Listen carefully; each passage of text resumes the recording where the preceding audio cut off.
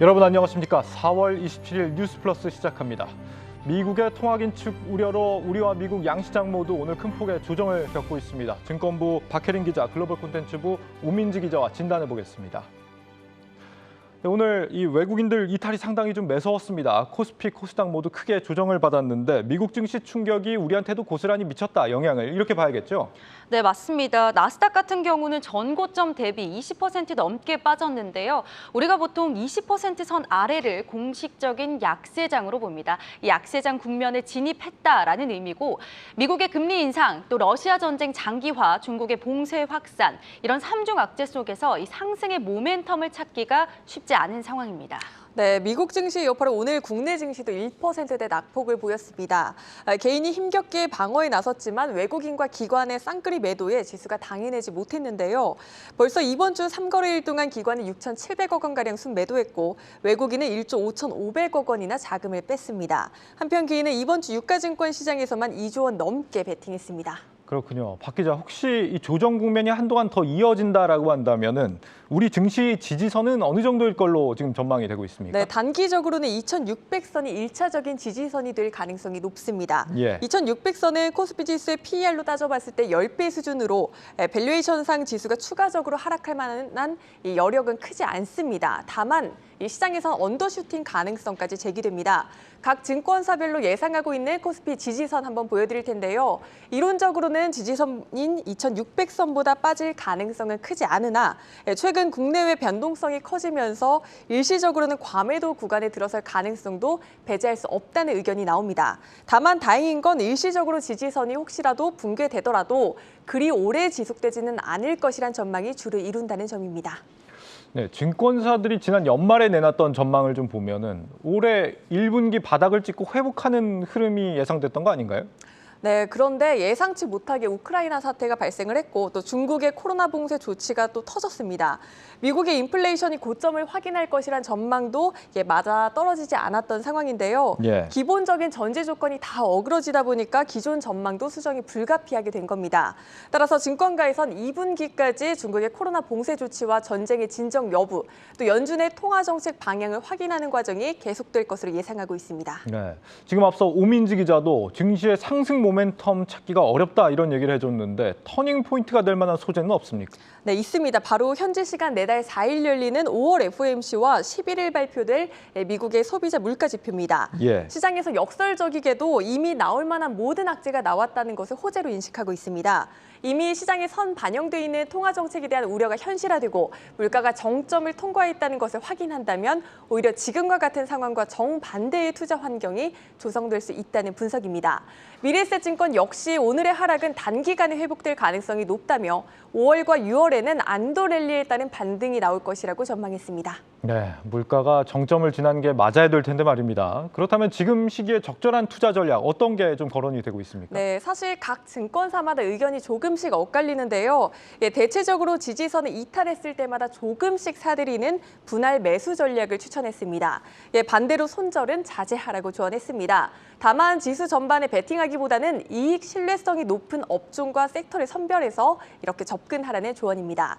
대신증권의 자동차와 2차 전지 등을 꼽았고 신한금융투자는 최근 이익률 전망이 높아진 산업재와 금융섹터, 또 신뢰성이 높고 과거 마진 변동성이 작았던 통신과 비철 등에 주목하라고 조언했습니다. 다올투자는 리오프닝주 중 특히 공연이 재개된 엔터주에 관심을 가져보는 전략이 유효하다고 봤습니다. 알겠습니다. 지금 오늘 환율도 상당히 좀 크게 올랐습니다. 이 달러 대비 원화 환율 1,260원대로 올라선 게 지금 2년 1개월 만입니다. 이달에만 무려 40원 가까이 올랐습니다. 이 코로나 터졌을 때 이후에 최대 충격이 지금 우리 앞에 와 있다 이런 뜻입니다. 그저께 당국이 환율 움직임 예의주시하고 있다 이렇게 말하면서 구두 개입을 했는데도 지금 상승세가 꺾이지 않는 상황입니다. 처음에는 우크라이나 전쟁 상황이 환율을 끌어올리더니 이제는 미국 통화긴축 문제가 충격을 주는 모습인데 영향 한번 들어보죠. NH투자증권 권하민 연구원 전화로 연결돼 있습니다. 연구원님 안녕하십니까? 네, 안녕하십니까? 네, 이 원달러 환율 앞으로 더 오를까요? 오른다면 고점을 어디까지로 좀 보고 계신지도 궁금한데요. 네, 일단 단기적으로 원달러 환율의 하락 모멘텀은 크지 않아 보입니다. 일단 2분기 상단은 저희는 1,280원, 그리고 연간으로는 상단 1,300원까지 생각을 하고 있습니다. 말씀해 주신 것처럼 연준의 긴축 경계감과 우크라이나 전쟁이 원달러 환율을 1,200원대 초중반까지 끌어올렸는데 최근에 불과 이제 2주 만에 거의 중국 경기 둔화 우려가 이제 겹쳐지면서 1,265원까지 이제 터치한 상황입니다. 사실 단기적으로 하락 모멘텀은 크지 않다라고 보고 있고 일단 상단으로 1,280원 제시드리고 있습니다. 예. 이 연내 1,300원까지도 보고 계신 상황인데 오늘 지금 아시아에서도 특히 우리 환율만 크게 올랐단 말이죠. 왜 그럴까요? 네.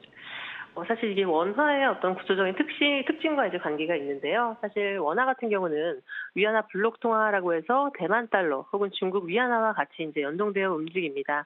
다만 이제 위안화가 가파르게 이제 약세를 보이자 중국 그 외환 당국이 이번에 외화 예금 지준율 인하를 하면서 사실 개입 속도 조절에 나섰습니다. 결국 가파른 위안화 약세를 용인하지 않겠다라는 이제 인식이 시장에 확대되면서 달러 위안 상승세, 즉 위안화 약세 속도는 좀 주춤한 가운데 우리나라 같은 경우는 외국인 주식 순매도와 특히 우리나라 무역 적자 흐름과 맞물려서 조금 더 약세를 보였다라고 저희는 판단하고 있습니다.